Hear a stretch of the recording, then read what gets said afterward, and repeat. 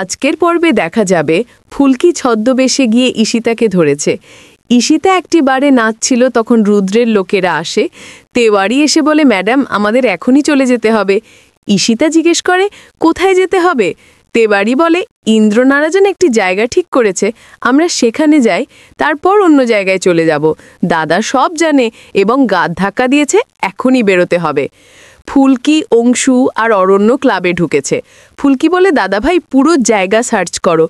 অংশু ম্যানেজারের সঙ্গে কথা বলে যে এখানে আগে কেউ নাচ করত, এখন নেই। ম্যানেজার বলে, হ্যাঁ, তবে কিছুক্ষণ আগে একজন লোক এসেছিল এবং চলে গেছে। ফুলকি বলেন, আপনি ঈশিতার কাছ থেকে টাকা খেয়েছেন, তাই দায়িত্ব নিতে হবে। ম্যানেজার অস্বীকার করে। ফুলকি চাপে দিয়ে সার্চ চালাতে বলে। অংশু ফুলকিকে বলে, শোনো, এভাবে সার্চ করা যায় না, অনুমতি ছাড়া আমরা তা করতে পারি না। ফুলকি অবাক, দাদাভাই বুঝতে পারছো, কি করে জানলো? অরণ্য বলে, ইন্দ্রনারায়ণ সমস্ত তথ্য দিয়ে দিয়েছে, এখন সময় নষ্ট না করে দেখতে হবে তারা কোথায় গেছে, পালাতে দেওয়া যাবে না। ফুলকি বলে, দাদাভাই তুমি বুঝতে পারছো, একজন আমার স্যারকে শেষ করেছে, এখন তাকে ধরতে হবে।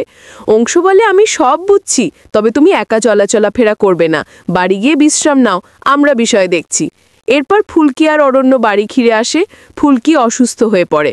ডাক্তার কাকু বলে, প্রেশার কমে গেছে, ঝুঁকি নিচ্ছ, বিশ্রাম নিলে ওষুধ সহ ঠিক হয়ে যাবে, কিন্তু কলকাতায় যেতে হবে। অরণ্য কলকাতায় গিয়ে বন্ধুদের সঙ্গে ক্লাবে মিশে সেখানে পার্টির আয়োজন শুনে তাকে গান গাইতে হবে। তার বন্ধুদের সাথে কথা বলে সে বুঝতে পারছে কিছু বদলেছে, ইন্দ্রকে দেখেও চিনতে পারছে না। এরপর অরণ্য দ্রুত চলে যায়। ফুলকি ফোনে কেশবের খবর পায়, অবাক হয়ে পড়ে। অরণ্য বলে, ম্যাডাম ভয় পাবেন না, আমি পাহারা দিচ্ছি। ফুলকি রেগে যায়, বলে, আপনি সারাক্ষণ কেন আমার পিছনে ঘুরছেন? অরণ্য বলে, কোথাও পালাতে দেব না।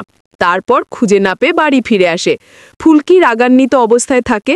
তামাল পিয়াল জিজ্ঞেস করে, কেন এত রেগে আছো? পর্ব এখানেই শেষ। আপডেট পেতে চ্যানেলটি সাবস্ক্রাইব করুন।